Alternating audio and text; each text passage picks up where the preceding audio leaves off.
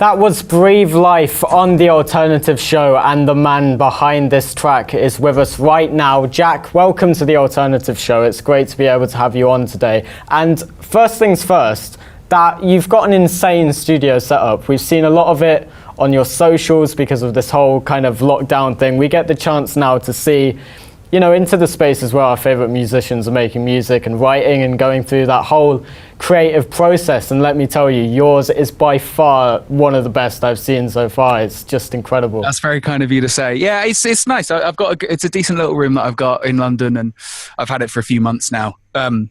Usually I'm kind of jumping around between studios or doing a lot of work at home and in a bedroom that I used to kind of convert into a little makeshift studio, which is where I did a lot of the work for Love, Death and Dancing. But no, I thought I might as well try and be an adult for once in my life and actually get a space that's designed to make music inside of. But it's been really good. It's an absolute state at the moment because I'm right in the middle of writing a bunch of stuff and I couldn't be bothered to clean. Now, I think it's fair to say that it's been a pretty amazing year for you. What with the release of the second album and everything that it brings with it. So congratulations on that. But is there a standout moment of 2020 that is always going to remind you of this year or this period of whatever this period has been? Let me think. Is there anything significant that's happened in the year 2020 that's going to make me always think about the year 2020? No, I mean, like, it's honestly actually very sweet to kind of hear people talk positively about this year and to kind of offer me congratulations, because I haven't sat back and taken stock about the fact that I released an album and all that kind of stuff, because obviously the overwhelming thing this year has been the pandemic, and that's obviously that's hit a huge blow to the music industry and to the live industry especially, because that's what I would be doing right now. Like right now I'd be playing shows, and not the shows that we've had to move to next year, but I might have been in Australia right now doing their summer festivals and stuff like that. Like, and it's so easy. It's been so easy this year to focus on what the negatives have been, but you're absolutely right. Equally as important is being able to, something that's equally as important is being able to look at what the benefits and what the good points of this year have been. To be honest, I think the ingenuity that everyone's had to adopt this year has been inspiring. So like, I've got a lot of friends who are engineers and programmers and stuff, but when I said, like, I want to build my studio in my home and I want to broadcast my live sets around the world for interviews and whatever, one of my best friends in the world, a guy called Ollie Waiton, he's an engineer I work with a lot, and it's just an absolute just wunderkind nerd. He's incredible. He knows everything you need to know about anything. He just dropped everything, came over, and we spent the first week of pre-lockdown building this bedroom to act like a mini TV studio. It's absolutely insane. Like, you guys are sitting there with your lights and your green screen. I'm sure you understand how complicated and difficult it is to run a TV studio and to broadcast things around anywhere. Like, no matter if it's a 5-mile radius or a 5,000-mile radius. But like, he made it work. We made it work together. And what we made was genuinely like nothing I've ever seen anyone else do this year. So I'm like genuinely proud of that. Being able to take my live set and put it in my bedroom. It's mental when you think about it. The only issue with that, though, is that now you can just never move because it's just too much of a thing. But that's the thing, is we then had to. So I've got to move anyway because my lease is up in a couple of months. And on top of that, when I moved into this studio, which is somewhere else, I had to take everything out. So we spent 2 weeks building this thing in my room, used it for about a month, and then went, right, let's get rid and move it somewhere else. But, that's the life of live music anyway. It shouldn't be any different just because I was doing it in my bedroom rather than doing it at a theatre one night and then another venue another night. Yeah, so you spoke about, sitting back and taking things in. If we go back to your first album, Phase, after that you took a few years off, you took a break for a while. Do you feel like even now, after all of that time, you've really had time to process everything that happened? Because a lot happened very quickly, you released a debut album, which is a massive thing in of itself. You won BBC Sound of 2016. You won a Brit Award, for God's sake. Yeah, it's an insane amount of pressure, especially when you put into consideration that the awards that I did win were all like they were like preliminary. They were all predictive awards. They were all, you know, the BBC Sound of list is supposed to give the public an indication as to what they consider to be the new things to check out, and that's why the long list is like 15 or 20, and then the short list is 10, and then there's a pole position. Like, but it's not supposed to be, hey, here's a look back on what we've seen. It's a, hey, we're looking forward to what we might experience. And so immediately the pressure it adds is insane. It's unfathomable. It's immeasurable.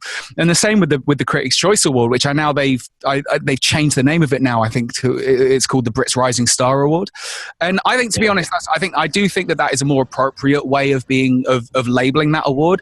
I still completely disagree that the award should be handed out anyway, because no matter what it's doing, it's putting an artist into a criteria. First of all, to be able to win that award, you're not allowed to be able to win that award. Or to be eligible for that award, I should say. Sorry, you have to be a new artist without a debut album. So I'd released EPs, but I hadn't released my album yet, and that made me eligible for the Critics' Choice Award. But it for me just helped even more so define what that award was trying to prove. And what it was trying to prove was that I might be something. And that's insane. That is like, as a notion, as a constricting label to put on an artist at any point in their career, to do that for an artist who is just starting and just starting to turn from bud into flower, to then immediately go, cool, all right, so you're the guy who wins these awards now. That's it. I'm pigeonholed. I spent the first 2 years of my career desperately trying not to pigeonhole myself, and then I became the guy who couldn't be pigeonholed. Let's give him an award for that. It was really weird. And obviously, like, I'm aware that when I talk about those awards, I end up sounding quite ungrateful, and that's not my intention, because I'm incredibly grateful for the opportunities that they offered me. But I have to look at them realistically, and I have to look at what they did to my mental health, and I have to look at the way that they affected me physically, and how that they affected my relationships with my friends and my family and my colleagues. Like, I can't wholeheartedly say that they were 100% good for me. They weren't 100% bad for me either, but the reality of it is I don't think that they do the good that they are promoted as doing, if that makes sense. That's really interesting. I never actually thought of it like that. So that's fascinating. But that's the thing, it's like, nor should you, because the whole point of an award show is it's, hey, let's all celebrate. It's a celebration. Exactly. But at the end of the day, we're celebrating, like, what are we celebrating? Yeah, it's just like saying that it's celebrating their future, and you're sort of saying that they're going to have to get to that point. Yeah, you might, if you want to celebrate someone, celebrate them. Don't like find an excuse to celebrate them. Just celebrate them. And also don't limit your celebration of them to whether or not they were better than 5 other people in a similar category. Just celebrate them. But the problem is it's award shows are TV shows. They're not award shows. Full stop. Now I'm getting cynical and bitter. I'm going to shut up and talk about something else. Okay, well, unfortunately, I don't want to move on just yet. We'll move away from the award side, but we'll go back. We'll keep on this Phase album. And I think it was the single of Worry that, is it fair to say that was the catalyst for the journey and this amazing journey that happened from Phase? Is that right? Yeah, when Worry came out, it kind of, I think it made good on a lot of the promises that I had made. So, like, I'd already released I Couldn't Want You Anyway, and I'd already released Water, and like a couple of other songs had already come out. Yeah. And then when Worry came out, I think that was the moment when a lot of the online hype turned into, oh, okay, now radio's starting to listen to it, and people are starting to listen to it. And well, I was one of those people, in fact, and this is what I was, from my own experience, that was what, really made me jump on the Jack Garratt sort of bus, if you want to call it. But what I wanted to just say was that in 2016, I was a lot more naive when it came to listening to music and getting new genres, because I was a lot younger then. I know it's only 4 years ago, but I was a lot younger. And I remember discovering Worry, and just my head exploded of just this new sound that this one person could make of around him.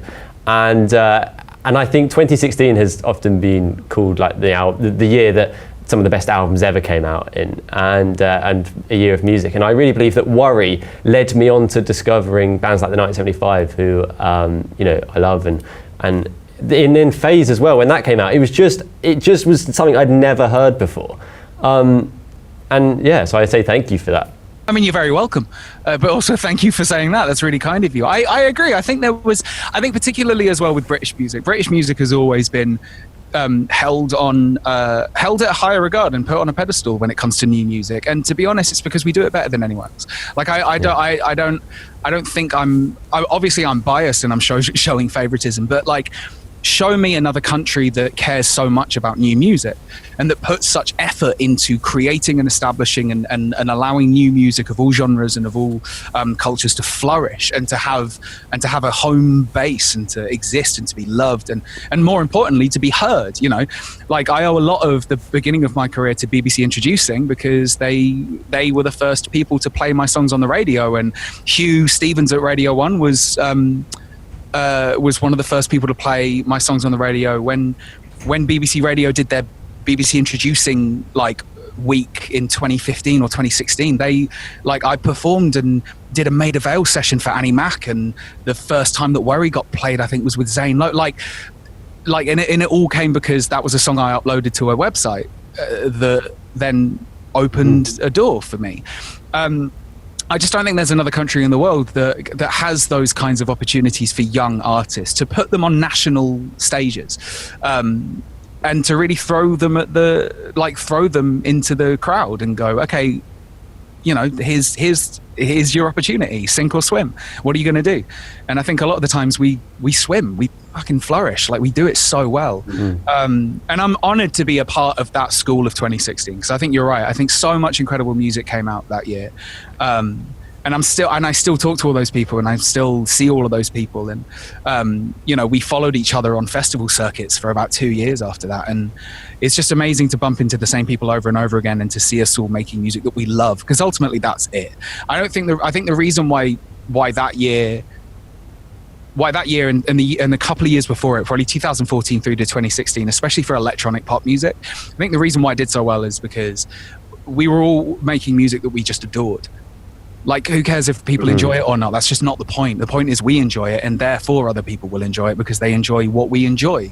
I think the goal is to stay true to that no matter where you are in your career. That's what I'm trying to do now. That's what I tried to do with Love, Death and Dancing. That's what I'm trying to do with the songs I'm writing at the moment. Is I only want to write music that I, as a fan of myself, would want to listen to. And therefore I'm catering to people like you who are fans of the music I make. Well, absolutely. And so you are here co-hosting the Alternative Show, which we are really, pleased for. Is there a song from that Phase album that you still listen to and you're like, wow, that's a tune, or something that you've been listening to loads that we could play now on the show? I mean, to be honest, all of them. I think they're all great. I love them. I haven't listened to that album in a little while because it brings back a lot of feelings that I find quite hard to kind of process through. But I do think a lot about, it's funny you were playing Breathe Life, because that's a song I love, because I mixed that song, and I didn't mix a lot of the album because I'm not very good at mixing, and I did mix that one, and I remember hearing it on the radio for the first time and thinking that song sounds sick. But I also remember I mixed the Love You Given as well, that's one of my favorite songs I've written my entire career. I love that song. Well, should we play that now then? Yeah, let's do it. Would you like to introduce it for us, Jack? I'd absolutely love to. This is Jack Garratt talking, and this is a very old song of mine called The Love You Given. Jack Garratt is our co-host on the show this evening. Now, Jack, I have enjoyed your daily videos you've been sharing on social media of, like, maybe you've got a song idea that just comes to your head, or a little melody that you got whilst you're walking the dog, and you've just sat down and put your phone on and you started playing it. On the Pacific, a very, very nice turquoise Fender guitar. Now, that leads me on to one of your latest little projects you've done, a little short film in association with Fender. And I know that you're a huge fan of Fender, likewise I am. So to be asked to do something like that must have felt amazing. It wasn't real until I saw it. I haven't worked with Fender before, but they've supported me for a really, really long time. And I would hope that if you're like bringing this up, it's because people listening and watching and stuff kind of understand a bit of the history about Fender and how important they are to the world of just guitar building and the influence that they've had over decades of just guitar music. But like, I grew up listening to guitarists who played Fender guitars, especially the Stratocaster. Like, as I was just pointing there, that's a Stratocaster hanging up on the wall there, and there's literally, I think, 5 more in the next room. Yeah, you did a little video the other day I saw on your Instagram. You just walking around and here's another one, here's one, here's You're one. like a kid in a candy store, like literally. But the candy store is mine. It's insane. Exactly. But when the minute I knew it was like more that. Like when Fender sent me a guitar for the first time when I was on tour in 2016, that was wild. That was just insane. Like they sent me a guitar that I sent them specifications, that I wanted, like my neck size and the type of neck that I wanted, the strings, the color of the body, just all of the details of it, the more of the aesthetic choices. And they made it and they sent it to me, which was insane. I remember that being a moment where I was like, hang on, this is actually like, this is my career. This is it. I'm living the dream that I had when I was 15, 16. And I'm not embarrassed to say that since then I've not bought a guitar because Fender have supplied me with them. It's wild. That's just ridiculous. But including and not limited to the Acoustasonic, which is the thing I did the film for. And again, like I love the guitar because I like what Fender make, and I was noodling around on it, and I had this instrumental track I wanted to do with them, but none of it was real until I got the film back and I saw my face at the very end, and it faded to black, and then the Fender logo came up. And when I tell you that I almost cried, it's because I almost cried. Like I'm speechless about it because, again, I can't stress enough. Every guitar tone I've ever loved, every song I've ever loved, every riff I've ever loved has been written, played, and performed on a Fender guitar. And to be associated with them in any way is an absolute dream come true. Yeah, I love it. I love the film as well. I think it's really good. Jack, this is quite a trivial question, okay, but it's also quite a difficult question, I think. If you had to choose, what would you say is your favourite instrument to work with and to make music with?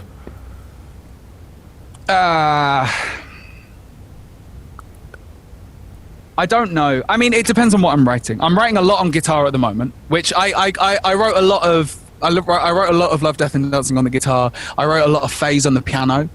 I'm writing a lot on the guitar at the moment. I mean, you can hear that when you just listen to a few of the songs from each one. Yeah, and all the videos I'm posting at the moment are all on the guitar. Again, that's because I've got this guitar at home that sounds great and I like to play it. But like what I don't have is a piano. I've got a piano next door, but it's here in the studio. It's not at home in my living room. And so much of it is because I can play both. It's more about the convenience of what's closest to me. So I try not to prefer to write on one or the other. The only thing I will do though is if I find I'm writing the same things over and over again on one instrument, it's because I'm getting used to it. It's because I'm comfortable. I'm going to a chord shape because my fingers just want to sit there for a bit. So when that happens, I'll usually put that instrument down and move over to the other one. So that's actually where Phase came from. I was writing a lot of like Jack White kind of Black Keys style blues songs on the guitar when I was about 20. And then I put the guitar down and I started to play the piano when I was about 21. And that's where I Can Want You Anyway came from. That's where Breathe Life came from, and Fire and The Love You Given and Chemical. Like all of those songs, those electronic songs came because I sat down at an instrument that I wasn't as familiar with, and I couldn't show off on it. I had to be good on it. I had to figure out what chords needed to be played and what I was doing on it. Really forced me to be a better player and a better writer. But same again, I'm too comfortable on the keys now, so I'm playing a lot more guitar because I've kind of lost my thing on that.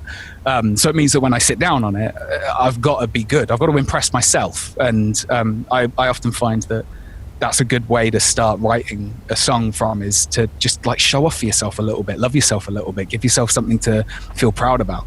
So I'm doing that a lot at the moment, which is really fun. Let's get into your new album then. It's called Love, Death, Dancing. That's 3 quite strong words. Were they themes in your life that just carry it over into the record, or is there a more kind of abstract meaning behind the title? It's so Love, Death and Dancing are three things that I'm scared of doing by myself. And the album is something it's an incredibly vulnerable piece of work. I really tried to make sure that everything I was doing was honest and bare and truthful. I tried not to hide behind like clever bullshit is what I would call it, which is I did a lot on Phase, kind of overproduced a lot of the songs because I didn't want people to know I wasn't a very good producer. I'd over sing the vocals because I didn't want people to know I wasn't a very good singer. I'd you get where I'm going. With Love, Death and Dancing, I wanted to take a step back and be vulnerable, be honest, and bare myself to people. And the title, Love, Death and Dancing, first of all, it's a sick title for anything. I love it. I originally wanted to call it Songs About Love, Death and Dancing. Sorry, Songs About Love and Death That People Can Dance To, which was going to be an acronym called SALAD. Songs About Love and Death, brackets, that people can dance to. And then my wife vetoed that and said, you should just call it Love, Death and Dancing instead. So I went, yes. So on this record, I think it's fair to say there's a lot of honesty all over it. Whether that be towards yourself or towards maybe your fans, showing your fans. Was that an important aspect that you wanted to get across, or were you kind of just writing what was in your head at the time? It was a little of column A and a lot of column B. I think it was vitally important to me that if I was going to write about what I was writing about, and what I was writing about was my mental health and my depression and the emotions that I felt I was suffering from.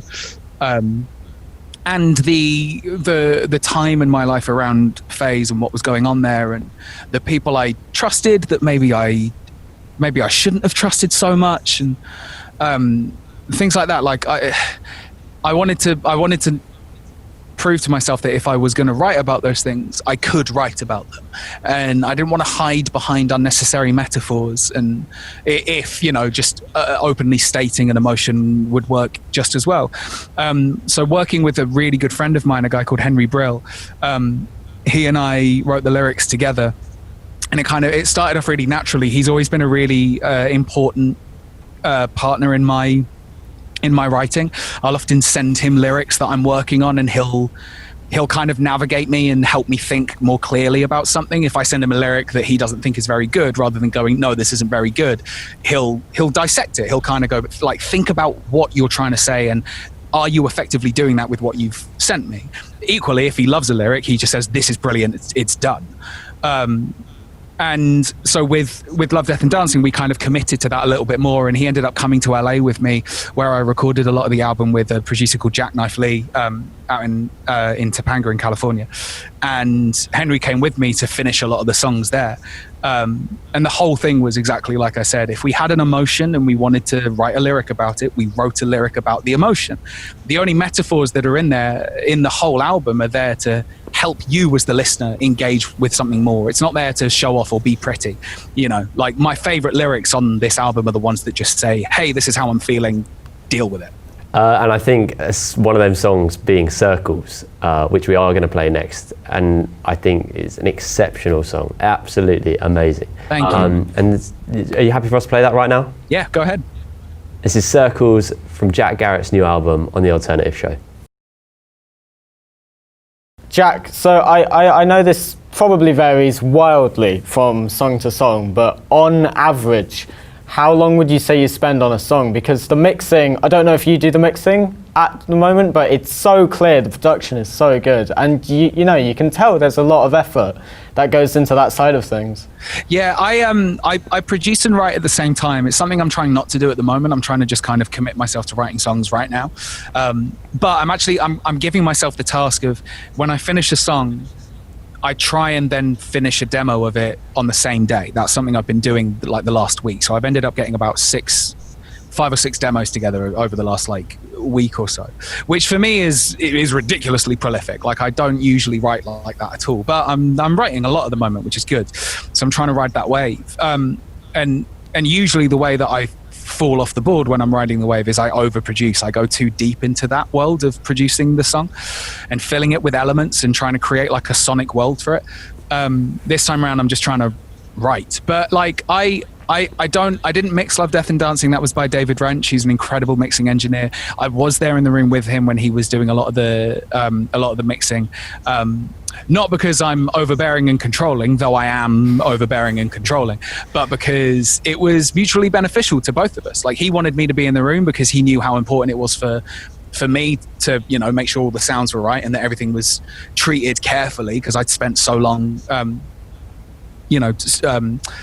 finessing the sounds and sculpting them. And equally for me, I wanted to be there so that he knew how I felt about the mixes as we were doing them. It's just an efficient, easy way of getting great mixes without wasting time.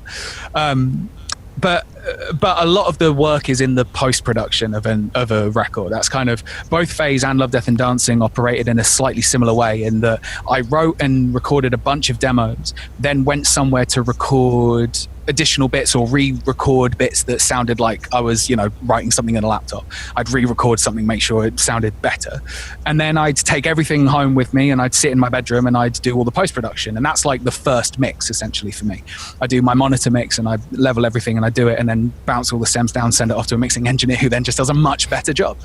But it's all part, like, that's all part of what I consider to be the songwriting process. I don't think a song, especially anymore, I don't think you can get away with just saying that a song is it's lyrics and melody and chords. It's not anymore. It can't be. Like, listen to Umbrella by Rihanna and tell me that song isn't actually about a drum beat. It's as much the opening drum beat as it is her hook. And to deny that would be to deny the brilliant job that the producer has done on that record by kind of like confining them to additional rather than like, no, integral to the song. The success of the song is in that opening drum beat. Is it not a sample? Huh? Bit of a tangent, but is it a sample or? Oh, what, for Umbrella? Yeah. I don't know. Is it? I think it might be. Whoa. Usually. Yeah. Usually. I may be completely wrong. Well, no, but it's like, but you know, similar to the drums, the opening drums of Them Changes on Thundercat. That's Isley Brothers song. Like. But that's the thing, is it's like the people who do that, who then inspire songs, deserve to be credited as much as the songwriters do, I think. It's the same way why, like, I get into arguments with people about licensing samples. I believe that if you use a sample, you should pay for it. I don't believe that you get it for free. I just don't think anything should work like that, because you're taking somebody's art, you're taking their effort and their time and their creativity, and yeah, you're adapting it, you're moving it forward, and you're adding your signature to it, but it's not yours. Like, and it shouldn't be. And celebrate that by offering that person money so that they may live and feed their children. But yeah, but the only reason why I believe so heavily in that is because I produce all of my music and I want to be credited for it. Like, I put a lot of work into it because I believe that's what my songs deserve. They deserve that attention and that work and that effort. Which is why when some Australian Christian rock band sampled Weathered without my permission, I got really angry. And they tried to tell me that they didn't do that. I'm not getting into that conversation. But yeah, I believe I work so hard on it because I want to, not because I'm looking for the accreditation, but just because I want to, and that should be mirrored in people's then engagement and in their understanding of that music and their use of that music as well. I think that's fair. Now, Jack, once you'd made these amazing songs, of course, the next thing people often do is make a music video. And you went a little bit step further, and I watched, in fact, the album film called Love, Death and Dancing, which you put together with Tom Clarkson and a lady called Liv Lockwood, who choreographed it. Is that right? Yeah. And I never knew you were such a dancer. You went to theatre school, didn't you? I tried to. None of them would let me in. No, I did. I applied for like LIPA and RADA and all that kind of stuff when I was applying for uni, and like I said, none of them let me in, so I took a gap year instead and then tried to be a musician. But I went to like a after school theatre school when I was a kid, like when I was 10 through to like 14 or something. But yeah, no, I've always loved dancing. I've always loved storytelling. Like, I don't care the format or the medium. I love telling stories about emotions. And I knew that this album was so visual. I knew it. And when I wrote Time, which was the first song I wrote for the album, and it was the first song I finished, it was the first song we got mixed, like, every single time I listened to it, I saw the music video. I saw it in my head. And so I took the idea to my friend Tom, who I worked with a lot before on the music videos for Phase. And he told me, he was like, go and write the pitch. You've got an idea, go and write it. And so I did. I went away and I spent a few days like writing the director's pitch for my own music video, and sent it to Tom and asked him if he'd help. And then we took it to the label, we took it to my management, and kind of approached them with this, here's what we've got, this idea for 12 songs, 12 videos in one film. And then for budgetary reasons, that got limited down to 8 songs instead. But we chose the 8 songs that we felt continue to tell the story, the hero's journey. And I'm so proud of it. Honestly, I think it's my favorite thing I've done. Actually, absolutely. I was going to say, of this year, that's like, we filmed that in the first week of this year. It took us 4 days. We filmed 8 videos. Yeah, because you saying that the place that you did it, you literally had to get in and out. You had to literally get in and out. They had a day, I think, or 2 of pre-production where they got in, built all the sets, got all the lighting ready, and then we had 4 days to film 8 songs, 8 music videos. The worst idea I've ever had. I'm never doing it ever again. Apart from that's a lie. I'm definitely going to do it again.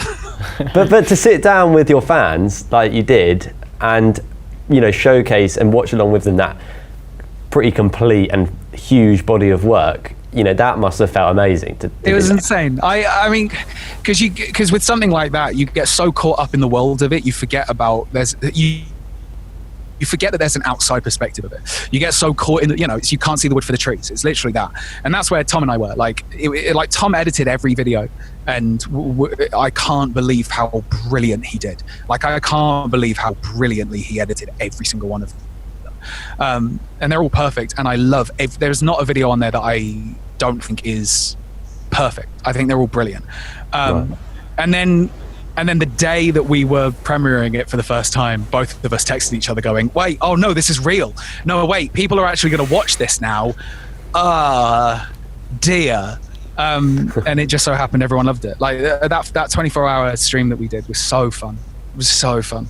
You've recently released a Christmas song. I'm guessing that's largely down to your. You seem to be just the person who wants to be doing stuff constantly and making the next thing. Yeah. Yeah, I mean, it's also that, and the fact that everyone and their mums are doing Christmas songs this year. Yeah. So no, I've always loved that song, and I was gonna try and do a Christmas record. I was gonna put a bunch of Christmas songs. And I just didn't have the time, and to be honest, I didn't have the energy, because it's been a really tough year for a lot of reasons. But I did one song, and I did have a version of it I liked, and I'd spent a couple of days in here just like turning the lights down low and trying to get as smooth as possible with it. And I'm really proud of it. Like I often try and push myself to kind of include as much musicality in my songs as possible, because I don't believe in I believe in the intelligence of the people who listen to my music, and I think that if I offer them music that has cared about itself, it will get appreciated, and it has done. Like, releasing this Christmas song, I think, has probably been a lot of people's favourite songs that I've released this year, and I put out a full album back in June. So, well, let's hear it then. Jack, would you like to introduce your new single on the Alternative Show? Of course, yeah. This is that classic alternative track. The Christmas song, and this is my rendition of it. So Jack, unfortunately, you've had to reschedule your 4 London shows that were meant to happen last week, and that would have been the first time you would have been able to properly perform this album to a live audience. Is that correct? Well, I did a few shows at the beginning of the year before the lockdown happened, but that was before the album had come out. So I was just playing a lot of new songs to a bunch of people who didn't know what I was playing, but they were all very supportive. But yeah, we took that tour for like 2 weeks around Europe and the UK. It was absolutely incredible. Like, I loved it. I did a couple of acoustic shows as well in America at the very beginning of the year. Like, very, very fortunately, I got to do some live stuff before that whole industry shut down. But I was so looking forward to these shows, because more than anything, not for me, but for the people who were.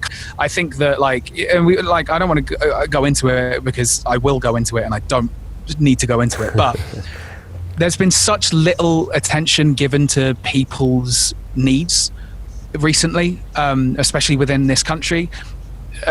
people deserve little wins. They deserve things to look forward to. They deserve to feel excited about small things in the future, whether it's, tomorrow or a month away, whatever. People just need that stuff, and they deserve to have that stuff offered to them. And I was so proud and so happy that I was able to kind of give that to X amount of hundred of people who had bought tickets to come and see me play these shows.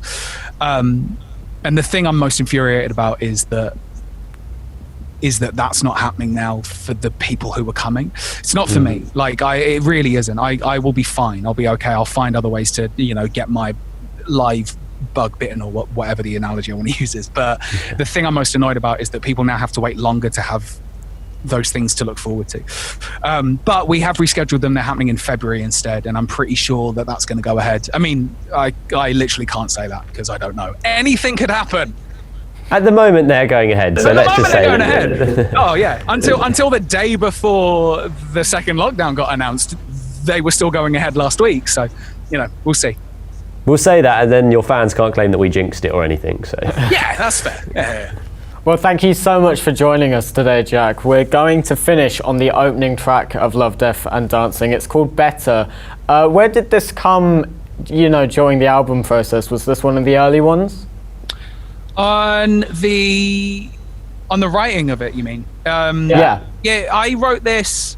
I'd had this for a little while. I was demoing a lot of tracks around at the same time. I was kind of working on Time and Mara and Return Them to the One.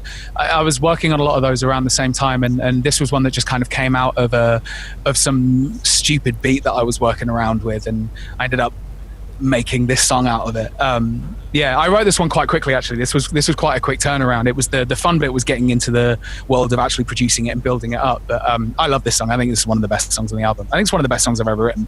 I'd say that about all of my songs, though, because I'm a fan of my own music, which is helpful. Well, yeah, I think you should be. I mean, that's your job, essentially. You have to think whatever you've made is good. You have to think it's the best thing it is when you put it out. My criteria is that if I don't believe that, then why do I think other people should listen to it? Yeah, exactly. Absolutely. Well, Jack, thank you again so much for joining us on the Tony Show. It's absolutely thank you. And I hope the gigs go away, happen next year. And festivals, whatever you've got planned. And we look forward to a third album. So same. And just before we go, what's the name of the dog? Sorry. This is Indiana Bones. Indiana Bones. Yeah. That's the name on her passport. Wow, amazing.